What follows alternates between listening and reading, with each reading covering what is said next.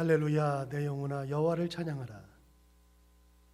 나의 생전에 여호와를 찬양하며 나의 평생에 내 하나님께 예배하리로다. 방백들을 의지하지 말며 도울 힘이 없는 인생도 의지하지 말지니 야곱의 하나님으로 자기 도움을 삼으며 여호와 자기 하나님에게 그 소망을 두는 자는 복이 있도다. 하나님은 영이시니 예배하는 자가 영과 진리로 예배할지니라. 아멘. 주님을 경배하리라. 내 맘과 정성 다하여 놀라우신 주님의 크신 능력 경배하리라. 주님을 경배하리라. 내 맘과 정성 다하여 주 안에서 언제나 살아가리라. 할렐루야. 주 안에서 언제나 살아가리라. 할렐루야.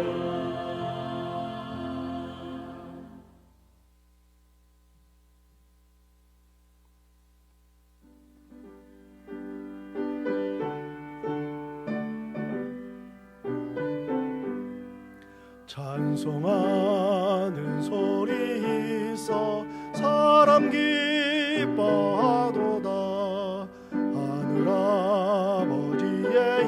이름 거룩거룩하도다.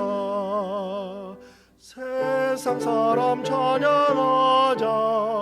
거룩하신 하나님께 할렐루야 할렐루야 할렐루야 아멘.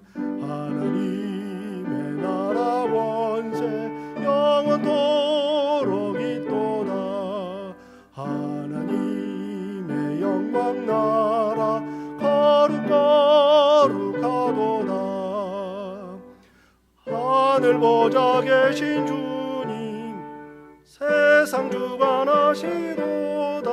할렐루야 할렐루야 할렐루야 아멘. 하나님의 크신 섭리 그 뜻대로 되도다. 우리 아버지의 뜻은 거룩거룩하도다.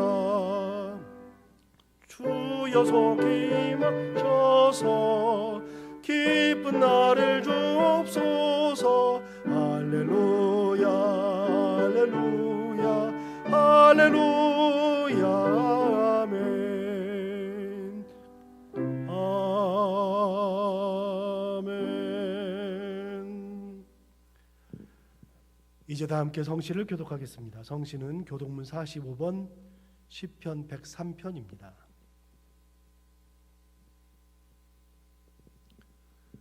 내 영혼아 여호와를 송축하라. 내 속에 있는 것들아 다 그의 거룩한 이름을 송축하라. 내 영혼아 여호와를 송축하며 그의 모든 은택을 잊지 말지어다. 그가 내 모든 죄악을 사하시며 내 모든 병을 고치시며 내 생명을 파멸해서 속량하시고 인자와 긍휼로 관을 씌우시며 좋은 것으로 내 소원을 만족하게 하사 내 청춘을 독수리같이 새롭게 하시는 도다. 여호와는 긍휼이 많으시고 은혜로우시며 노하기를 더디하시고 인자하심이 풍부하시도다. 자주 경책하지 아니하시며 노를 영원히 품지 아니하시리로다. 우리의 죄를 따라 우리를 처벌하시는지는 아니하시며 우리의 죄악을 따라 우리에게 그대로 갚지는 아니하셨으니 이는 하늘이 땅에서 높음같이 그를 경외하는 자에게 그의 인자하심이 크심이로다. 동이 서에서 먼 것 같이 우리의 죄과를 우리에게서 멀리 옮기셨으며 아버지가 자식을 긍휼히 여김같이 여호와께서는 자기를 경외하는 자를 긍휼히 여기시나니 이는 그가 우리의 죄를 아시며 우리가 단지 먼지뿐임을 기억하심이로다. 아멘. 그리스도 찬미송으로 우리의 신앙을 하나님께 고백하겠습니다. 너희 안에 이 마음을 품으라. 곧 그리스도 예수의 마음이니 그는 근본 하나님의 본체시나 하나님과 동등됨을 취할 것으로 여기지 아니하시고 오히려 자기를 비워 종의 형체를 가지사 사람들과 같이 되셨고 사람의 모양으로 나타나사 자기를 낮추시고 죽기까지 복종하셨으니 곧 십자가에 죽으심이라. 이러므로 하나님이 그를 지극히 높여 모든 이름 위에 뛰어난 이름을 주사 하늘에 있는 자들과 땅에 있는 자들과 땅 아래에 있는 자들로 모든 무릎을 예수의 이름에 꿇게 하시고 모든 입으로 예수 그리스도를 주라 시인하여 하나님 아버지께 영광을 돌리게 하셨느니라. 아멘.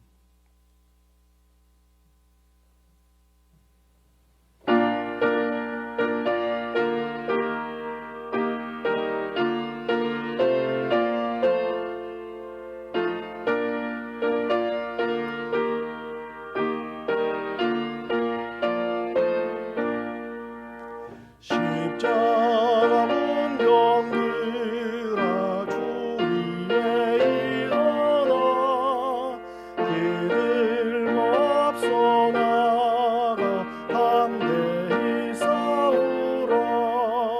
주께서 승천하고 영광을 얻도록 그분 내가 누리사 이기게 하시네. 십자가 군병들아 주 위에 일어나 그나팔 소리 듣고 곧 나가 싸우라. 수 없는 원수 앞에 주 따라갈 때에 주 예수 힘을 주사 강하게 하시네. 십자가 문병들아 주 위에 일어나 내 힘이 부족하니 주 권능 믿으라. 복음의 갑주 입고 늘 기도하면서 너 맡은 자리에서 충성을 다하라. 십자가 문병들아 주 위에 일어나 이날에 접전하고 곧게가 부르라. 승전한 군사들은 영생을 얻으며 영광의 주와 함께 왕노릇하리라.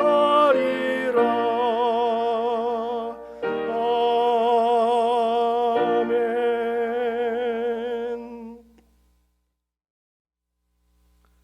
사랑하는 하나님 아버지, 오늘도 변함없이 우리를 사랑하여 주심에 감사를 드립니다.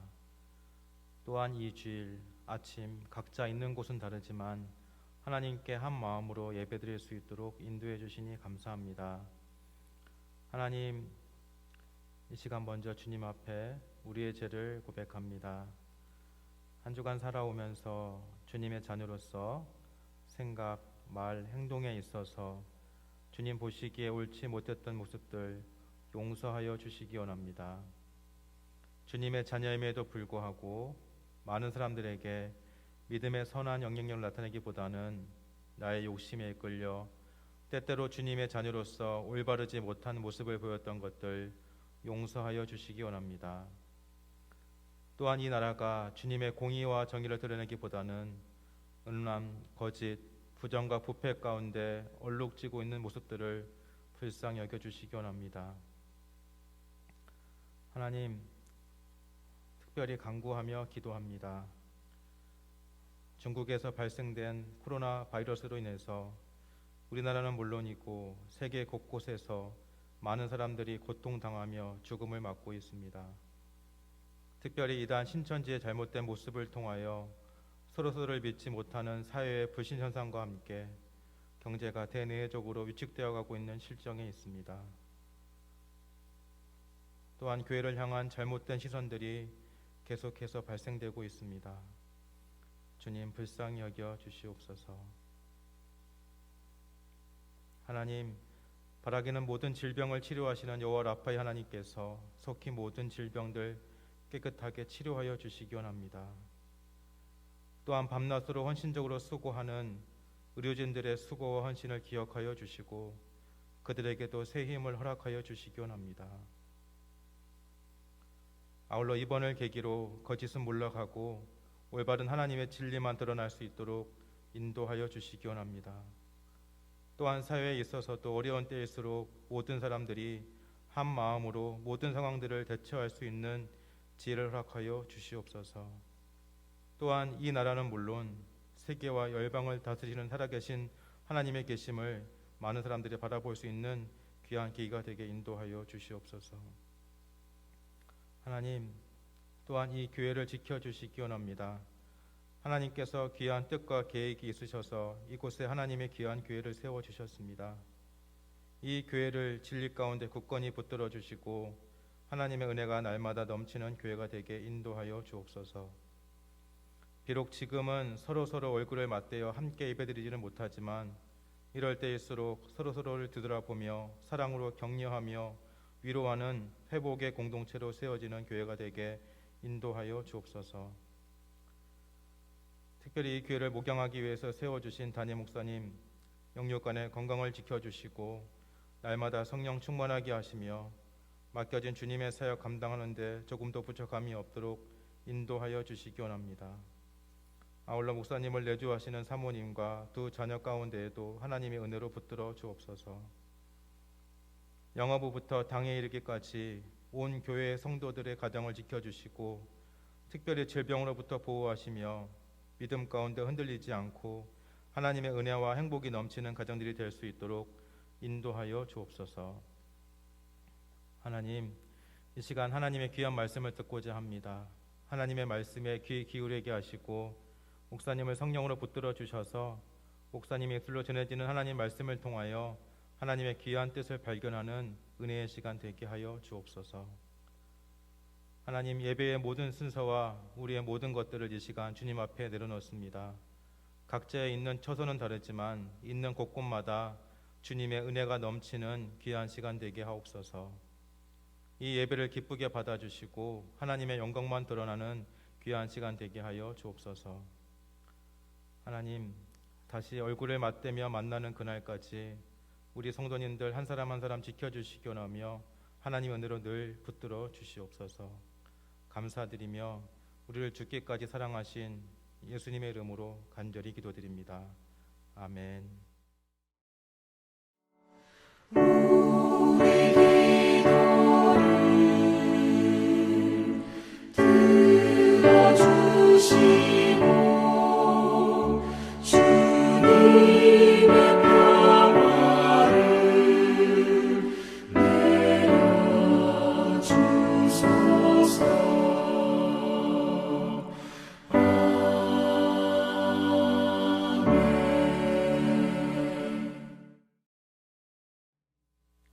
오늘 우리에게 주시는 하나님의 말씀은 구약성경 사무엘상 13장 5절부터 15절 상반절까지의 말씀입니다.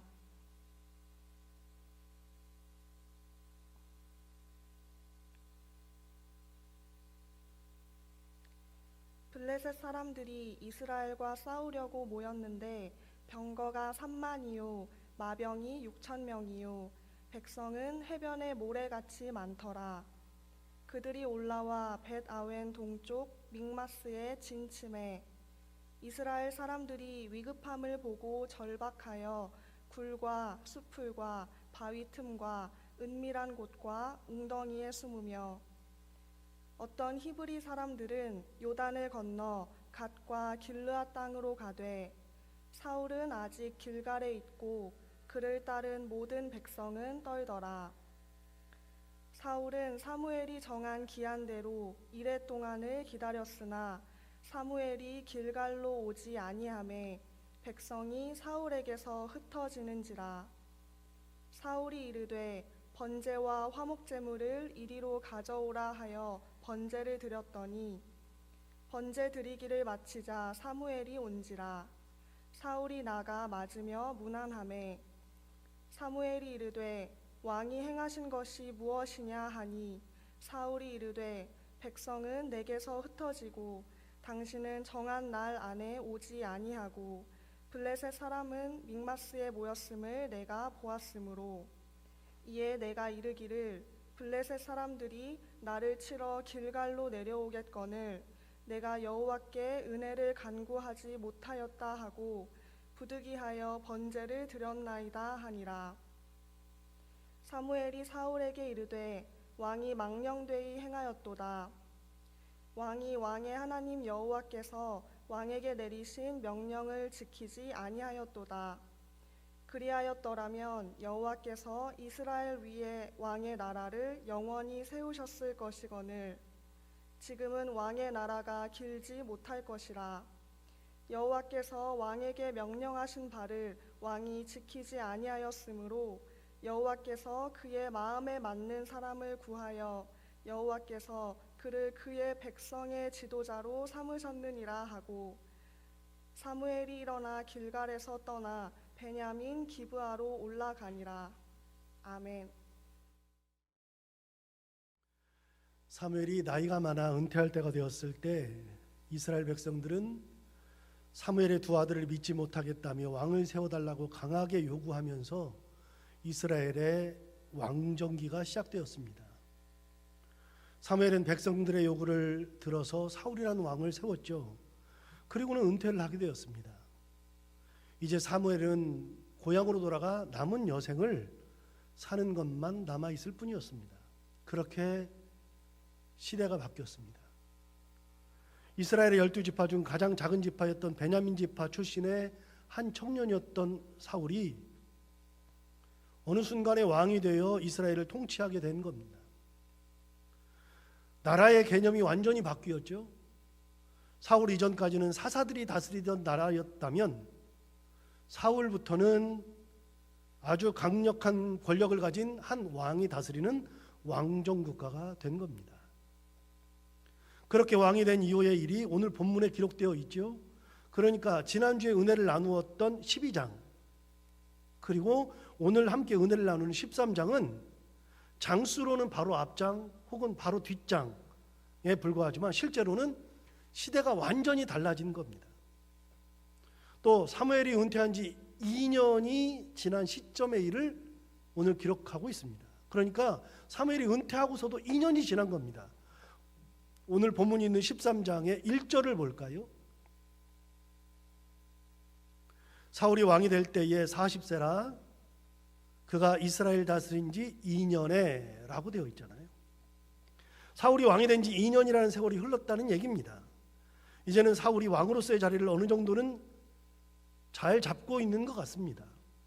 그 2년 사이에 무슨 일이 있었는지 성경은 침묵하고 있으니까 우리는 알 수가 없는데 오늘 이 본문은 사울이 왕이 된 후 2년 후에 생긴 일을 기록한 것이고 사울에 있어서의 왕이 된 후 첫 번째 사건입니다. 그 첫 번째 사건의 기록이 왕 된 이후에 2년 후의 일인 것이죠. 여러분 기억하시죠? 시편을 읽을 때 가장 중요한 것이 1절이었잖아요. 누구의 기도문이 나온다 하면 거기서 가장 중요한 것은 첫 번째 무슨 말을 하느냐가 가장 중요한 거잖아요. 항상 첫 번째는 무엇보다도 중요합니다. 거기에 자기의 모든 생각을 다 담아내기 때문에 그런 거잖아요. 그렇다면 왕이 되어서 첫 번째 사건이 기록되어 있다. 무엇보다도 소중한 겁니다. 이 첫 번째 사건을 통해서 사울이 어떤 왕인지, 어떤 마음으로 사는지, 어떤 신앙을 가졌는지를 가늠하는 시금석이 될 수 있기 때문에 그렇죠. 그럼 그가 왕이 된 이후 첫 번째 2년이 지났을 때 첫 번째 사건에서 어떤 내용이 나오고 이걸 통해서 사울의 신앙을 어떻게 알 수 있을까요? 오늘 본문이 있는 사무엘상 13장은 블레셋과의 전쟁이 주를 이루는 내용으로 기록되어 있습니다. 사울이 왕이 되어 첫 번째 전쟁을 하는 것이기도 하고 그 대상이 바로 블레셋이었던 것이죠. 그렇게 전쟁이 일어났을 때 이스라엘은 상당한 혼란에 빠졌습니다. 왜냐하면 그 이유가 5절부터 나오는데요. 5절을 한번 볼까요? 블레셋 사람들이 이스라엘과 싸우려고 모였는데 병거가 3만이요 마병이 6,000명이요 백성은 해변에 모래같이 많더라. 그들이 올라와 벳아웬 동쪽 믹마스에 진쳤다라고 되어 있는데, 여러분 보십시오. 블레셋 사람들이 모여 있을 때 병거가 3만이라고 했고 마병은 6천이라고 했고 백성은 해변에 모래와 같이 많다고 했습니다. 이게 얼마나 많은 건지 우리가 사실 실감이 잘 나지 않는데, 여러분 간단히 그 군사력을 가늠해 줄 수 있는 그런 내용이 앞부분에 나옵니다. 그 근거가 있는데, 자, 기억을 더듬어서 몇 주 전에 있었던 설교 내용을 다시 한번 복기해 보도록 하겠습니다. 엘리가 제사장일 때 블레셋과 전쟁이 일어났죠. 그때 이스라엘 백성들이 블레셋과 전쟁을 하려고 나가가지고서 첫 번째 전쟁을 하고 나서 4,000명 죽었습니다. 4,000명이 죽고 나자 그 전쟁을 지켜보던 장로들이 뭐라고, 자기들끼리 회의를 했는데 뭐라고 회의를 했냐면, 이 전쟁에 진 이유가 하나님의 궤, 언약궤가 우리와 같이 있지 않기 때문에 그렇다. 그래서 언약궤를 모셔오자. 그래서 언약궤를 모셔오잖아요. 언약궤를 모셔와가지고서 거기서 다시 전쟁을 했어요. 언약궤가 들어올 때에 이스라엘 백성들은 큰 환호였고 블레셋 진영에서는 우린 다 죽었다라고 생각을 했었습니다. 즉 이스라엘에서는 승리예감, 블레셋은 패배예감이 있었죠. 그렇게 극과 극이었는데 막상 전쟁이 시작되니까 이스라엘이 그 전쟁에서 대패하고 말았습니다. 여러분 그렇게 대패했을 때 이스라엘이 몇 명 죽었죠? 지난번에 나왔는데 3만 명 죽었습니다. 그렇게 3만 명이 죽음을 당하고 엘리의 두 아들인 홈리와 비느하스가 죽임을 당하였고 그들이 그렇게 신성시하던 법궤를 빼앗겨 버렸습니다. 당시 사사요 제사장이었던 엘리는 의자에 앉아서 전쟁에서 대패한 소식, 자기 두 아들이 죽었다는 소식, 법궤를 빼앗겼다는 소식을 듣다가 뒤로 넘어져서 목이 부러져서 죽었습니다. 비느하스의 부인도 이 모든 소식을 듣고 해산을 하다가 그만 죽고 말았죠. 여러분 그때 죽었던 이스라엘의 병사가 3만 명입니다. 그런데 오늘 블레셋 군이 얼마나 많았느냐? 5절에 나와 있잖아요. 5절을 다시 한번 읽어볼까요? 5절을 보시면 이렇게 되어 있습니다. 블레셋 사람들이 이스라엘과 싸우려고 모였는데 병거가 3만이요 마병이 6,000명이요 백성은 해변의 모래같이 많더라 라고 되어 있잖아요. 마병이 3만이랍니다. 여러분 병거가 3만이랍니다. 병거가 뭐죠? 병거라고 하는 것은 군인들이 타는 수레를 말합니다. 흔히 말하는 전차인데 지금으로 말하면 탱크와 같은 것이죠. 군인들이 탈 수 있는 병거가 3만이랍니다. 사람이 아닙니다, 여러분. 사람이 아니라 수레가 3만 개가 있었다는 겁니다. 그때 이스라엘 백성들이 3만 명 죽었을 때 나라가 완전히 위태위태했는데요. 지금 전쟁을 하려고 모였는데 블레셋의 병거가 3만이랍니다. 마병이 6천이랍니다. 여러분 마병이 무엇이죠? 마병은 말을 타고 전쟁을 하는 군인을 말합니다. 말 위에서 전쟁을 하죠. 수레를 타기도 하지만 주로 말 위에서 전쟁을 할 때 마병이 말을 타고 전쟁하는 것이죠. 여러분 이 6천이면 얼마나 엄청난 숫자인지 여러분 아십니까? 왜 제가 지금 엄청난 숫자라고 말하느냐? 이유는 간단합니다. 당시 고대에는요 전쟁을 할 때 대부분이 걸어다니는 보병이었습니다. 누가 말을 타요? 일반 병사들은요 말 탈 수 있는 사람이 없어요. 보병이 그냥 걸어다니는 사람들이 대부분이고요. 말 타는 사람은 한둘, 뭐 많으면 그 부대가 있으면 조금 있고 그 정도죠. 그러니까 여러분 6천 명이 말을 타고서 전쟁하는 마병이었다 그러면 나머지 군사들은 어마무지하게 많습니다. 그래서 뭐라 그러냐? 백성은 해변에 모래같이 많았다 그랬는데 여러분 백성이라는 표현은 잘못 번역한 거예요. 백성이 아니라 군사예요. 군사. 군인들이에요. 군인들. 군인들이 해변에 모래같이 엄청나게 많았죠. 보세요. 여러분 병거가 3만에 마병이 6천에 나머지 군사들이 해변의 모래와 같이 어마무지 많았습니다. 얼마나 많이 왔는지를 여러분 기억하시겠죠. 이렇게 되면 어떻게 됩니까? 전쟁을 할 수가 없죠. 그렇게 되니까 블레셋군을 맡고 있던 이스라엘 군인들은 난리가 납니다. 당연히 난리 나죠. 어떻게 하는지 한번 볼까요? 6절과 7절을 보겠습니다. 6절과 7절에는 이렇게 되어 있습니다. 이스라엘 사람들이 위급함을 보고 절박하여 굴과 수풀과 바위 틈과 은밀한 곳과 웅덩이에 숨으며 어떤 히브리 사람들은 요단을 건너 갓과 길라 땅으로 가되 사울은 아직 길갈에 있고 그를 따른 모든 백성은 떨더라. 6절에서 뭐라고 합니까? 이스라엘 백성들이 위급함을 보고 절박하였다라고 하죠. 사실 이런 표현을 잘 쓰지 않아도 그들이 얼마나 위급했을지 이미 느껴지지 않아요? 여러분, 그렇게 많은 군사 앞에 섰을 때 얼마나 위축되겠어요? 당연하죠. 그러니까 뭐라고 표현했어요? 위급함을 보았다, 절박하였다라고 이야기하는 것은 당연한 겁니다. 7절 맨 마지막에 뭐라고 돼 있어요? 뭐라고 끝나요? 마지막 단어가 떨더랍니다. 떨더라. 진짜 사시나무 떨듯이 떨었을 것이 분명합니다. 그렇다면 이스라엘 군인들이 그렇게 위급할 때 어떻게 해요? 막 절박했어요. 위급했어요. 막 그러면서 떨었어요. 그럼 그들이 어떻게 합니까? 그 내용이 6절 7절에 나오잖아요. 6절에서는 뭐라 그랬어요? 이스라엘 백성들이 위급함을 보고 절박하여 그 다음 뭐라고 돼요? 굴과 수풀과 바위 틈과 은밀한 곳과 웅덩이에 숨었다라고 되어 있어요. 여러분, 전쟁을 나간 군사들이 몇 명 되지도 않는데 저기는 엄청나게 많은데 여기 전열을 정비해가지고 싸워야 되지 않겠어요? 그런데 그렇게 싸우지 않고 그 많은 군사들이 어떻게 했어요? 다 숨었어요. 어디에요?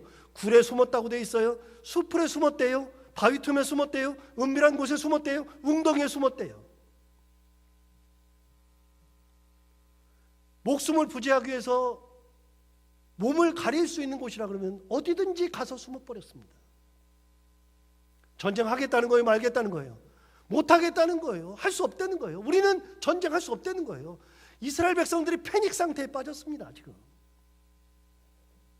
7절에서도 마찬가지인데요. 여러분, 7절에서는 이렇게 돼 있어요. 어떤 히브리 사람들은 요단을 건너 길르앗 땅으로 가되, 갓과 길르앗 땅으로 가되 그랬어요. 여러분, 요단강 건너서 갓 땅과 길르앗 땅으로 갔다는 겁니다. 도망가 버렸다는 겁니다.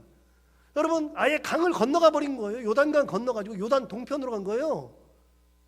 민수기 32장에 의하면 이스라엘 지파가 땅을 분배받았는데 요단강 동편에 분배받은 지파가 세 지파인데요. 그 세 지파가 누구냐? 르우벤 지파, 갓 지파, 그리고 므낫세 지파인데 므낫세는 요단강 동편에서도 반을 받고 서편에서도 반을 받죠. 그래서 우리가 흔히 뭐라 그러냐? 르우벤, 갓, 므낫세 반지파 그러죠. 므낫세는 거기서 반을 받았으니까. 결국은 세 지파가 거기다가 요단강 동편에다가 땅을 받는데 르우벤, 갓, 므낫세 반이라 그랬잖아요. 그런데 여러분 7절에 뭐라 그랬어요? 어떤 히브리 사람들은 요단을 건너 갓과 길르앗 땅으로 갔다 그랬잖아요. 여러분, 길르앗이라고 하는 것은요, 길르앗 그 요단강 동편에 있는 땅을 길르앗이라 그랬어요. 그래서 길르앗, 라못, 아무튼 길르앗과 관련된 거는 다 요단강 동편이에요. 거기가 르우벤 땅이라고요, 전부 다. 그러니 전쟁을 안 하고서 뭐 하는 거예요? 다 도망가 버린 겁니다. 전부 다 도망갔어요. 자, 이쯤 해서 사울의 왕의 마음을 한번 생각해 볼까요? 여러분, 이 정도 되었을 때 사울 왕이 전쟁에 나갔을 때 그 마음이 얼마나 답답했을까요? 얼마나 힘들었을까요? 일단 하나 여쭤볼게요. 여러분, 사울 왕이 되었으니까 일반 백성들과는 다르게 탐대하지 않겠어요? 괜찮아, 그러지 않겠어요? 아무리 블레셋군이 많아도 이스라엘 군사들과는 달리 위급함도 없지 않겠어요? 왕이니까. 절박함도 없어, 위급함도 없어, 전혀 떨리지 않잖아요. 왕이니까. 그래요? 여러분, 왕이니까 안 떨려요? 왕이니까 절박하지 않아요? 왕이니까 무섭지 않아요? 그런 게 어디가 있어요? 여러분, 다시 한번 물어볼게요. 제가 담임 목사니까 요즘 코로나19 바이러스가 아주 유행인데 전 나라가 난리고 전 세계가 난리인데, 여러분, 코로나 바이러스 저는 하나도 안 무섭잖아요. 저는 담임 목사잖아요. 저 진짜 담대하죠? 무섭긴 뭐가 무서워요? 말이 돼요? 무섭긴 뭐가 무서워요? 아니 하나님께서 함께 계시는데 뭐가 무서워요? 무섭다는 것 자체가 말이 되지 않죠. 그래요?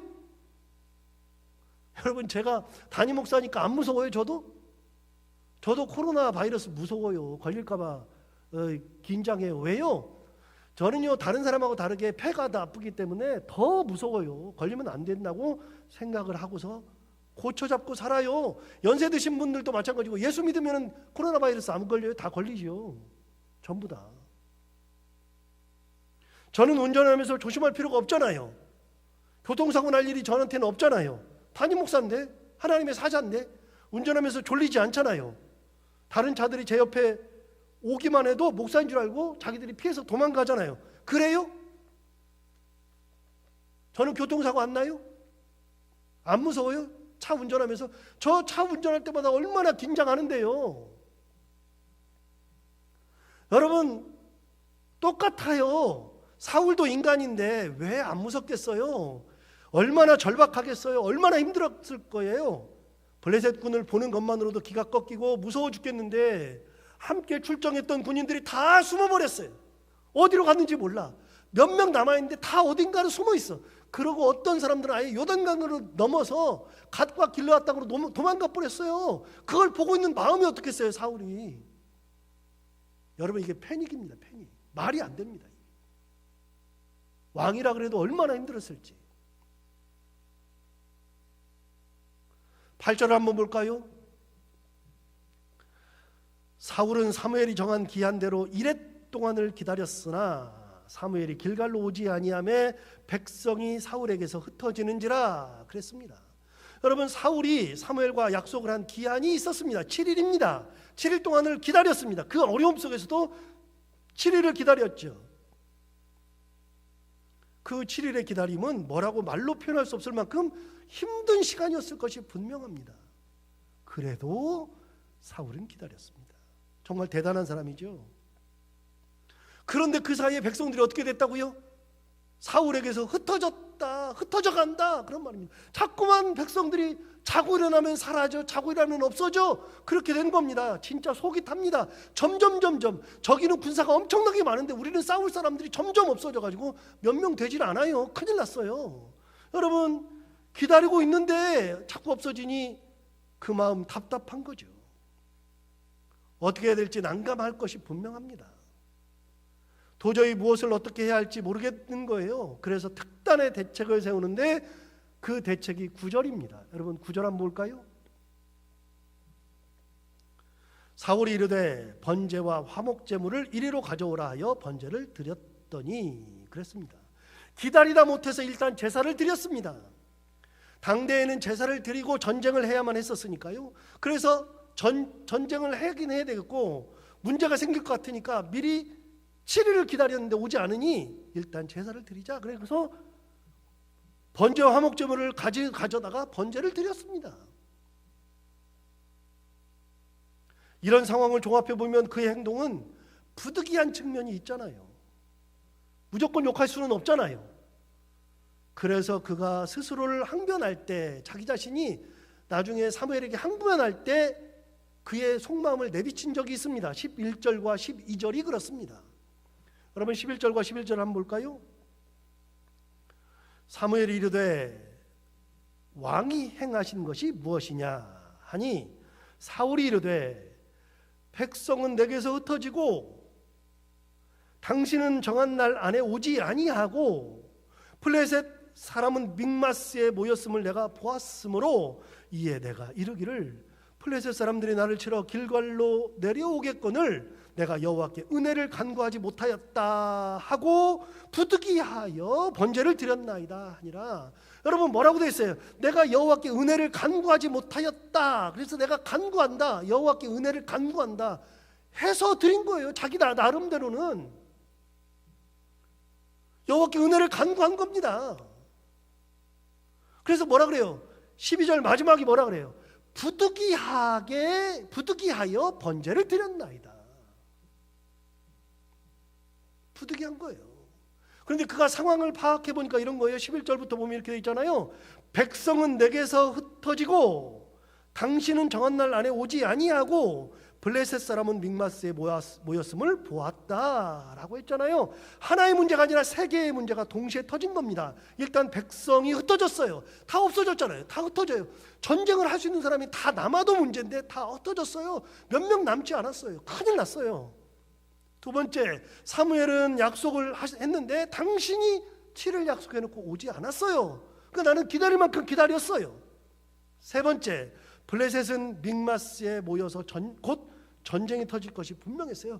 블레셋군은 믹마스에 모여가지고 이제 코앞이에요. 그러니까 우리는 곧 전쟁을 할 수밖에 없어요. 무슨 말이죠? 마음이 엄청 급한 겁니다. 그런 상황에서 생각해 보니까 블레셋 사람들이 금방이라도 전쟁을 벌이려고 길갈로 쳐들어올 것 같은 마음이 드는 거예요. 점점 마음이 급해진 겁니다. 여러분 아시죠? 마음이 급해지면 어떻게 돼요? 갑자기 막 서두르게 되죠. 급한 마음 생기면 막 나도 모르게 막 서두르게 되죠. 갑자기 막 불안해지죠. 그런 마음이 없으면 상관없는데 마음이 급해지기 시작하면 나도 모르게 막 서두르기 시작하는 겁니다. 결국 그 마음을 참지 못하고 본인이 부득이하게 번제를 드린 겁니다. 왜요? 하나님의 은혜를 간구하려고. 그리고 전쟁을 해야 되니까. 여러분은 사울의 이 말을 어떻게 생각합니까? 사실 대부분의 크리스찬들은 거의 일방적으로 사울을 욕합니다. 어떻게 사무엘을 기다리지 못하고 자기가 하지 못할 제사를 드렸는가 하고 말이죠. 그러니 버림을 받았다고 너무 쉽게 말하면서 욕합니다. 그런데 여러분이 만약에 그런 상황에 있었다면 어떻게 하시겠습니까? 그런 상황 속에서, 그렇게 절박한 상황 속에서 7일을 기다린 것만으로도 대단한 겁니다. 제가 생각할 때는. 사실 7일을 기다린 것도 사무엘과의 약속이 있었기 때문이었는데 그 약속한 기간을 사무엘이 지키지도 않았습니다. 내 잘못이 없습니다. 사울의 입장에서는 내 잘못이 없습니다. 사무엘이 그 약속을 지키지 않았으니까요. 그러니 사울이 할 수 있는 것은 자기가 할 수 있는 만큼은 다 버틴 겁니다. 어찌 보면 진짜 부득이한 것이었고 사울의 잘못이라고 치부하기에는 너무 가혹한 측면이 분명히 있는 것은 사실입니다. 그럼에도 불구하고 사무엘은 그것을 보고서 단호하게 사울을 책망하죠. 아주 심할 정도로 사울을 책망합니다. 사울의 행위가 망령되었다라고 하잖아요. 13절을 볼까요? 13절에서 이렇게 이야기합니다. 사무엘이 사울에게 이르되 왕이 망령되이 행하였도다. 첫 마디가 그겁니다. 왕이 망령되이 행하였도다. 왕이 하나님 여호와께서 왕에게 내리신 명령을 지키지 아니하였도다. 그리하였더라면 여호와께서 이스라엘 위에 왕의 나라를 영원히 세우셨을 것이거늘 이라고 이야기하죠. 뭐라고 합니까? 왕이 망령되이 행하였다. 왕이 하나님의 명령을 지키지 않았다.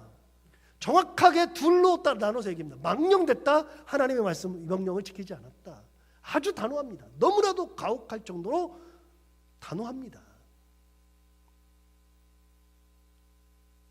그리고 이 하나님의 명령을 지키지 않았다고 이야기를 하는데 도대체 무슨 명령인지를 사실 알 길이 없어요. 성경은 무슨 명령인지에 대한 이야기가 없으니까요. 몰라요. 그런데 이런 표현을 씁니다. 그런데 우리는 모르지만요. 사무엘하고 사울 간에는 하나님의 명령이 무엇인지에 대해서 서로 알고 있어요. 성경이 기록이 없으니까 우리는 몰라요. 모르지만 무슨 명령을 했는지 이 말을 딱 하는 순간에 왕이 하나님의 명령을 지키지 않았다라고 하는 말을 딱 하는 순간에 사울이 깨달아요. 사울이 내가 그렇지. 내가 그런 말을 들었지. 사무엘도 그 말을 할 때는 뭐라 그래? 뭔 생각을 해요? 당신한테 내가 옛날에 얘기하지 않았냐? 하나님이 그렇게 하라고 말씀하셨다. 하지 말라고 말씀하셨다. 그게 명령이다라고 내가 얘기하지 않았느냐? 라고 얘기하지 않겠어요? 둘은 알아요. 뭔 말을 하는지 알아요. 그렇다면 성경이 말하지 않으니까 정말 모르느냐? 여러분 여기서 하나 질문할게요. 무슨 질문하느냐? 도대체 하나님은 사울에게 무슨 명령을 하셨을까요? 여러분 한번 생각해 보세요. 무슨 명령을 하셨을까요? 저는 제 스스로 생각하다가 구체적인 것은 몰라도 한 가지는 분명하더라고요. 아마도 이렇게 말했을 겁니다. 여러분, 지금부터 말하는 것은 제가 생각한 겁니다. 이렇게 말했을 겁니다. 너는 여호와를 따르는 데에서 돌아서지 말고 오직 너의 마음을 다하여 여호와만을 섬기라. 돌아서서 유익하게도 못하며 구원하지 못하는 헛된 것을 따르지 말라. 그들은 헛되니라. 이렇게 얘기했을 겁니다. 그런데 여러분, 제가 지금 드린 이 말씀, 이 내용 어디서 많이 본 것 같지 않아요? 어디서 봤어요? 예, 지난주 설교할 때 사무엘이 은퇴할 때 이스라엘 백성들에게 마지막으로 권면한 내용입니다. 지난주에 우리가 이 말씀을 같이 나눴습니다. 이게 어디 나옵니까? 사무엘상 12장 20절 21절에 나오는 말씀이잖아요. 20절 21절. 거기 보면 이스라엘 백성들에게 이렇게 얘기했잖아요. 그 내용을 제가 이스라엘 백성들에게 얘기한 거를 사울한테 해서 약간 각색해서 너희라고 하는 것을 왕으로 바꾼 것뿐입니다. 그런데 이렇게 분명히 말씀하셨을 것 같아요. 너는 하나님만을 의지하라. 하나님만을 섬기라. 다른 곳을 쳐다보지 말아라. 그렇게 얘기했을 겁니다. 하나님께서 이렇게 100% 정확하게 사울 왕에게 말씀하시지는 않았을지 몰라도 주된 내용은 100% 이런 내용이었을 것입니다. 그런 관점에서 보면 사울은 상황을 보고 답답했습니다. 백성들이 사라졌습니다. 사무엘은 오지 않습니다. 블레셋은 더 가까이 오고 있습니다. 곧 전쟁이 일어납니다. 우리 큰일 났습니다. 상황을 보고서 답답했습니다. 힘들었습니다. 상황을 보고 두려웠습니다. 절박함으로 떨었습니다. 그 결과로 사무엘을 기다리지 못하고 제사를 드려버린 겁니다. 여러분, 많은 경우에 사울이 제사를 드린 것을 가지고 말을 할 때 못 가지고 말하냐면, 사울은 왕이고 사무엘은 제사장이니까 제사장이 할 것을 왕이 했기 때문에 하나님께서 그를 버린 거다라고 얘기하는데, 저는 거기서 한 걸음 더 나가서 그게 아니고요. 뭐 때문에 그러느냐? 여러분, 그런 어려움이 있어도 어떤 순간이 되어도 하나님을 의지하고 끝까지 기다릴 줄 알아야죠. 상황을 보고 두려워 떨 것이 아니고, 구원하지도 못하고 유익하게도 못하는 것들 쳐다볼 필요가 없잖아요. 하나님 외에 뭘 쳐다봐요? 쳐다볼 게 하나도 없는 거죠. 그런데 사울 왕은 그걸 쳐다보고 있었잖아요. 사무엘에게 말할 때 뭐라 그래요? 세 가지 얘기했어요. 세 가지. 백성들은 점점 내 곁을 떠나갔다. 사라졌다. 당신은 기한이 탔는데도 돌아오지 않았다. 그들은 믹마스에 진쳤고 곧 길갈로 쳐들어올 것 같았다. 여러분, 사울의 말 속에서는 하나님이 안 계세요. 오로지 상황만 보여요. 이것 저것 세 개가 딱 보이는데 그 세 개가 다 죽을 것 같은 거예요. 죽을 것 같은. 너무 힘드는 거죠. 그 순간에 하나님이 보이질 않아요. 여러분, 어떤 상황 속에서라도 하나님이 보이면 괜찮은데 하나님이 안 보여요. 그러니까 부득이하게 드렸다고 이야기하지만 하나님께서 뭐라 그래요? 너는 나를 의지하지 않는다. 나를 의지하지 않는다. 너는 상황을 보고 있다. 상황 가운데서 떨고 있다. 그것 때문에 네가 제사를 드린다. 여러분, 우리 시계를 2년 전으로 돌려서 사무엘이 은퇴할 때 이스라엘 백성들에게 했던 은퇴사의 일부를 살펴볼까요? 그 일부가 12장에 나오는데 12장이 은퇴사라 그랬잖아요. 그런데 은퇴사는 둘로 나뉩니다. 그 중에 앞부분은 진짜 은퇴사고요. 뒷부분은 은퇴사를 들은 이스라엘 백성들이 사무엘에게 질문도 하고 부탁도 하며 간구하면서 우리를 위해서 기도해달라라고 하는 그 간구의 내용이 들어있어요. 그것에 대한 응답이 은퇴사의 일부에 들어있습니다. 그래서 앞쪽은 진짜 은퇴사를 한 거고요. 뒤쪽은 그 이스라엘 백성들의 질문과 간구에 대한 답을 주는 겁니다. 우리가 같이 은혜 나눈 것은, 지난주에 은혜 나눈 것은 뒤쪽이었죠. 후자였죠. 그런데 후자의 핵심이 뭐냐? 후자의 핵심이 아까도 말했던 것처럼 여호와를 따르는 데에서 돌아서지 말고 오직 마음을 다하여 여호와를 섬기라. 그거였습니다. 한마디였습니다. 한마디로 하면 여호와를 섬기는 데에서 돌아서지 말아라. 온 마음을 다하여 여호와만 섬기라. 그겁니다. 그게 은퇴사입니다. 그럼 첫 번째 진짜 은퇴사에는 뭐라고 했느냐? 내용이 기니까 다 볼 수는 없는데요. 여러분 두 군데만 찾아볼 겁니다. 두 군데에 아주 중요한 내용이 들어있거든요. 12장 6절과 7절을 한번 볼까요? 6절과 7절을 보면 이렇게 되어 있습니다. 사무엘이 백성에게 이르되 모세와 아론을 세우시며 너희 조상들을 애굽 땅에서 인도하여 내신 이는 여호와이시니 그런즉 가만히 서 있으라. 여호와께서 너희와 너희 조상들에게 행하신 모든 공의로운 일에 대하여 내가 여호와 앞에서 너희와 담론하리라. 뭐라고 하죠? 6절에 뭐라고 시작합니까? 모세와 아론을 세우셨 분이 하나님이었다. 이 말이 왜 중요한가? 이스라엘 백성들에게 모세와 아론은 최고의 지도자였습니다. 수백 년이 흘러도 모세는 최고의 지도자였습니다. 이 말을 들을 때 이스라엘에는 당시 다윗이라는 존재가 있지 않았습니다. 다윗은 추앙받는 시대가 아닙니다. 다윗이라는 존재는 아직 나오지 않았습니다. 그러므로 누가 가장 위대하냐? 지금 역사상 가장 위대한 지도자는 모세였습니다. 그런데 하나님이 어떤 분이요? 그 모세를 세우신 분이 하나님이세요. 아론을 세우신 분이 하나님이세요. 하나님의 작품이었죠. 야 봐라, 모세를 세우시고 아론을 세우신 분이 하나님이셨다. 6절 뒤쪽에는 뭐라 그랬어요? 너희 조상들을 애굽 땅에서 인도하여 내셨다라고 되어 있습니다. 진짜 어려운 거 했잖아요. 여러분 그것은 수백 년이 흘렀어도, 수천 년이 흘렀어도 미스테리입니다. 절대로 이거는 사람이 할 수 있는 것이 아닙니다. 어떻게 이스라엘 백성들을 애굽 땅에서 불러냅니까? 하나부터 열까지 하나님의 온전한 작품이죠. 사람이 한 것이 아니죠. 여러분 하나님이 그런 분이라는 겁니다. 이스라엘 백성들에게 은퇴하면서 상기시켜주는 게 뭐냐? 하나님이 모세와 아론을 세웠다. 두 번째, 하나님이 너희 조상들을 애굽 땅에서 인도하여 내었다. 한 게 아무것도 없는데 하나님이 다 하셨다. 다 하셨다. 그러니까 어떡하라고요? 7절 어떡하라고요? 그런즉 가만히 서 있어라. 이것이 핵심입니다. 은퇴하면서 상기시킨 분이 하나님이시고요. 그런 하나님을 믿는다면 가만히만 있어도 됩니다. 가만히. 하려고 하지 말고 그냥 가만히 있어도 됩니다. 자, 이제 16절도 볼까요? 16절을 보면 이렇게 되어 있습니다. 너희는 이제 가만히 서서 여호와께서 너희 목전에 행하시는 이 큰 일을 보라.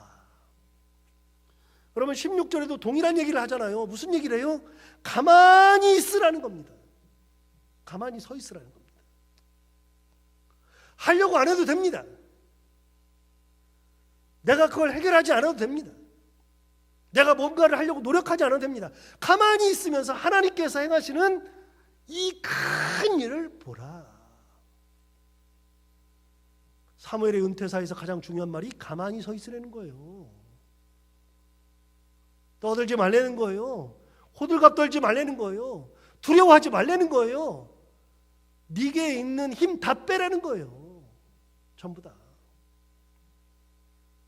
그거 의미 없다는 거잖아요.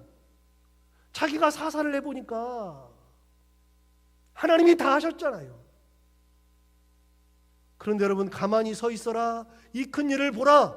어디서 많이 봤는데?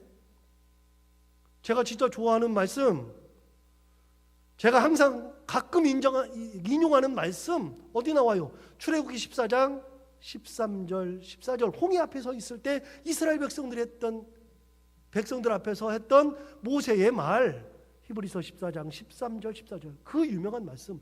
저는 인생의 모토가 이 말씀이잖아요. 뭐라고 했어요? 여러분 출애굽기 14장 13절 14절 보면 이렇게 돼 있어요. 제가 강조해서 읽어볼게요. 모세가 백성에게 이르되 너희는 두려워하지 말고 가만히 서서 여호와께서 오늘 너희를 위하여 행하시는 구원을 보라. 너무 똑같은데?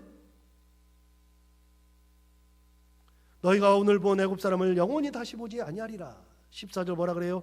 여호와께서 너희를 위하여 싸우시리니 너희는 가만히 있을지니라. 사무엘이 무슨 잘못했어요? 사울 왕이 무슨 잘못했어요?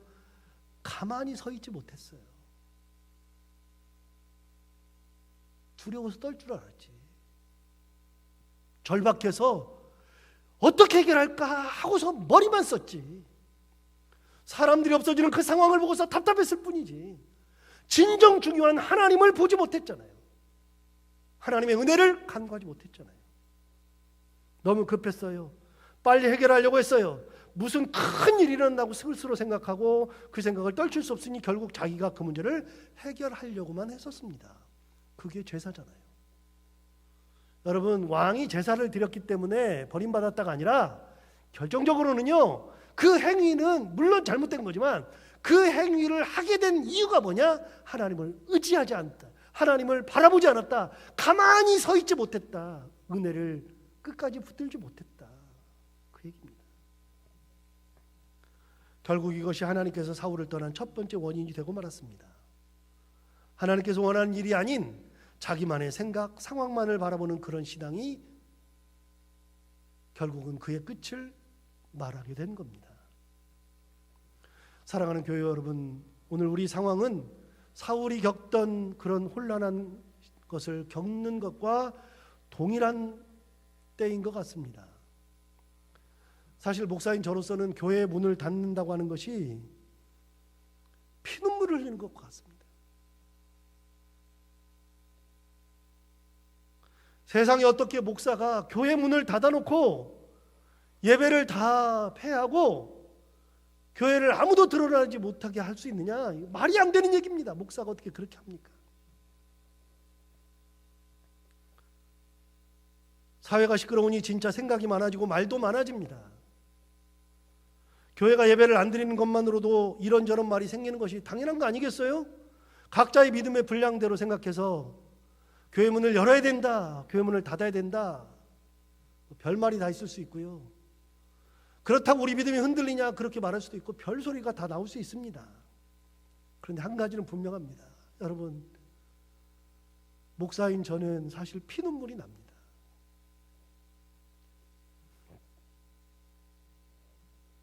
사실 오늘은 우리 교회 창립 40주년이 되는 기념주일입니다. 43주년이 되는 주일입니다. 그래서 그 말씀을 준비하려고 금요일까지 묵상하고 거의 다 준비가 끝났습니다. 그런데 창립주일 예배는 후에 교회가 문을 다시 열었을 때, 그리고 예배를 다시 드릴 때 드리는 것이 좋겠다 싶은 생각도 있고, 사무회상을 나누고 있는데 순서대로 가면 오늘 본문이 딱 이 본문이고 오늘 본문이 우리의 상황과 너무 잘 맞는다 싶어서 갑자기 금요일 날 오후부터 준비하고서 이 설교를 하게 되는 겁니다. 여러분, 사실 저는 마음이 급합니다. 사울처럼 마음이 굉장히 급합니다. 성도들을 빨리 보고 싶고 교회 문을 빨리 열고 싶고 함께 예배를 드리고 싶고, 그러는데 제가 본문을 묵상하면서 또 드는 생각, 급하지 않게 해야 되겠다. 하나님 바라보면서 이 시간에는 기도하는 시간으로 해야 되겠다. 가만히 서서 하나님을 바라봐야 하는 것만 해도 괜찮겠다 싶었습니다. 여러분, 사실 일주일간 새벽 기도가 없으니까 처음에는 약간 편하겠다라는 생각도 들었는데 그 첫날 월요일부터 마음이 너무나도 무거운 거예요. 집에서 기도한다고는 하고 있었지만 그게 너무나 답답한 거예요. 문을 닫아놓고. 그래서 설교를 준비하면서 다음 주 월요일부터는 새벽에 나와서 말씀을 증거하고 말씀 같이 나누지는 않아도 새벽 기도하는 시간에 나와서 새벽에 사랑하는 성도들을 위해서, 성도들의 가정을 위해서, 교회를 위해서 기도하는 시간 똑같이 기도하고 가야 되겠다. 강대상에 엎드려서 하나님 앞에 기도해야 되겠다. 은혜를 간구해야 되겠다라고 하는 생각이 들었습니다. 여러분, 힘들 때일수록 어려울 때일수록 어떻게 해요? 힘들 때일수록 어려울 때일수록 생각을 많이 할 필요가 없어요. 그럴 때일수록 하나님의 은혜를 바라보면 돼요. 가만히 있어도 하나님의 은혜 가운데 있으면 괜찮아요. 사랑하는 성도 여러분, 지금이 우리에게는 가장 힘든 때이지만 이럴 때일수록 마음을 차분히 하고 오늘 말씀을 주신 것처럼 가만히 서서 하나님의 은혜를 간구할 수 있는 그런 신앙, 그리고 다시 우리가 모였을 때 기쁨으로 눈물 흘리며 하나님 고맙습니다, 함께 예배할 수 있게 해주셔서 감사합니다, 지켜주셔서 감사합니다 라고 같이 나눌 수 있는 그런 은혜, 그런 은혜가 반드시 옵니다. 사울왕이 결국은 하나님 앞에 버림받는 것은 단순한 거예요. 하나님의 명령을 지키지 않아서. 그 말은 하나님을 의지하지 않아서. 여러분, 우리는 어떤 상황이든 어느 곳에 있든 어느 때든 끝까지 하나님을 바라보며 은혜 가운데 살아가고 뭔가를 하려고 하는 것보다도 가만히 서서 하나님의 은혜를 바라볼 줄 아는 믿음의 삶, 그런 시간들을 보낼 수 있기를 바랍니다. 기도하겠습니다. 하나님 아버지 감사합니다. 오늘 사울의 모습을 보면서 요즘에 우리와 너무나 닮았다, 그리고 저와 너무나도 닮았다 싶은 마음이 듭니다. 마음이 급하고 자꾸만 이런저런 생각도 많이 들고 여러 가지가 저를 힘들게 하기도 하고 사랑하는 성도들을 그렇게 힘들게 하기도 할 것 같습니다. 하나님 아버지, 그럴 때일수록 하나님을 더욱더 바라보며 가만히 서서 하나님을 바라볼 수 있는 믿음, 하나님이 이 가운데서 행하시는 놀라운 역사를 바라볼 수 있는 그런 믿음의 삶을 살게 하여 주옵소서. 오히려 이런 기간이 더욱더 큰 은혜를 체험하는 시간이 되게 하여 주옵시고, 하나님의 살아계심, 하나님의 역사하심, 하나님께서 우리를 사랑하시고 돌보시는 것을 느낄 수 있는 그런 귀한 시간이 되게 하여 주옵소서. 하나님, 사랑하는 모든 식구들을 하나님의 은혜 가운데 지켜주시기 원합니다. 사랑하는 신창의 모든 식구들 한 분 한 분 다 빼놓지 않고 어느 누구도 이 시간에, 이 어려운 때에 병마로 인하여서 혹시 병원에 입원하거나 잘못되어서 자가격리가 되거나 치료를 받아야 되는 그런 일이 없도록 하나님께서 우리 모두를 눈꽃과 같이 지켜주옵시고, 가정을 지키시고 이 교회를 하나님의 은혜 가운데 붙들어 주시고 인도하여 주옵소서. 감사하며 예수님 이름으로 기도하옵나이다. 아멘.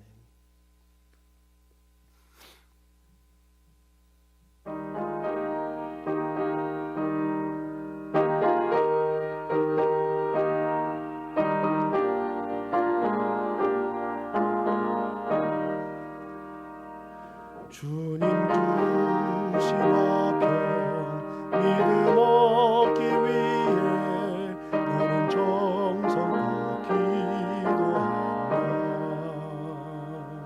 주의 제단 앞에 모두가 지기 전 복을 받을 주 생각나라. 주의 제단에 선제사 드린 후에 주의 맘을 주장하니 주 뜻을 따라 그와 동행하면 영생 복락을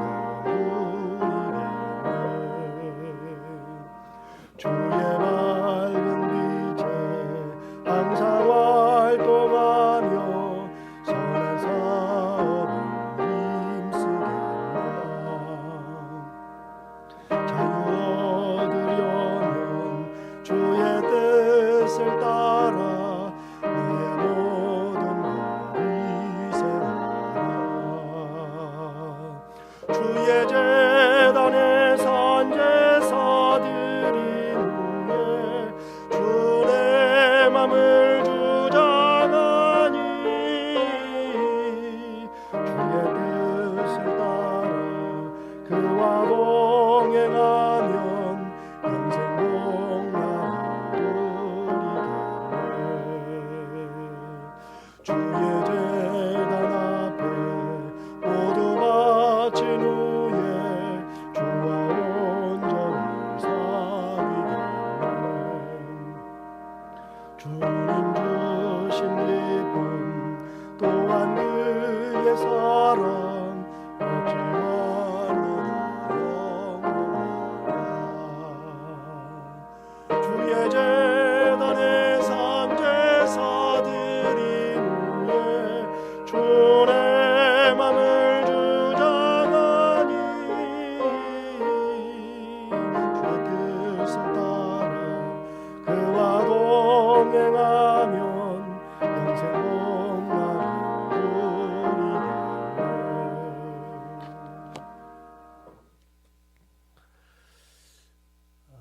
완고하겠습니다. 코로나19 바이러스 때문에 많은 분들이 염려하고 계실 거라고 생각이 듭니다. 사랑하는 우리 신창교회 모든 성도들은 이 기간에 항상 하나님 앞에 기도하고 은혜를 간구하면서 이 모든 기간을 잘 이겨낼 수 있으리라고 믿고, 저도 새벽에 나와서 기도할 테니까 사랑하는 성도들도 각자 처소에서 항상 하나님 바라보면서 기도하면서 은혜 가운데에 잘 보낼 수 있기를 바랍니다. 하루속히 교회 문을 다시 열고 성도들이 함께 모여서 예배하는 날이 오기를 기대합니다. 이번 주가 지나고 다음 주일이면 예배를 드리면 좋겠는데 상황이 여의치가 않을 것 같습니다. 어찌되었든지 간에 이번 주 지나고 다음 주에 예배를 드리든 아니면 그 다음 주가 되든 항상 여러분들을 위해서 저는 기도할 것이고, 여러분들도 항상 그런 상황 속에서도 하나님 바라보며 은혜 가운데 잘 보내는 귀한 시간들을 보내시기 바랍니다.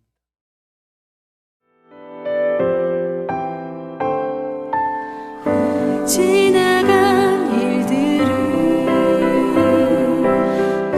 기억하지 않고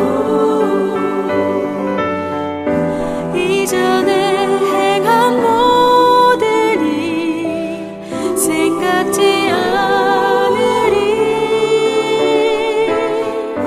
사막의 강물과 길을 애시는 주, 내 안에 새 일을 행하신 주만 바라보리라.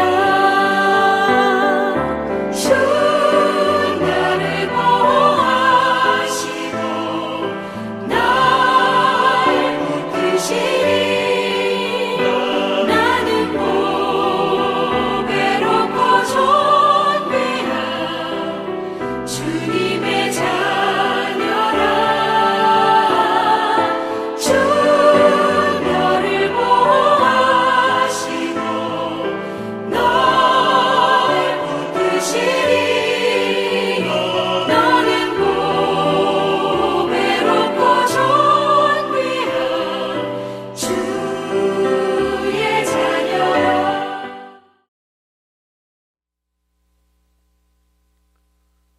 예수 그리스도 은혜와 하나님 아버지 크신 사랑과 성령님 교통하심이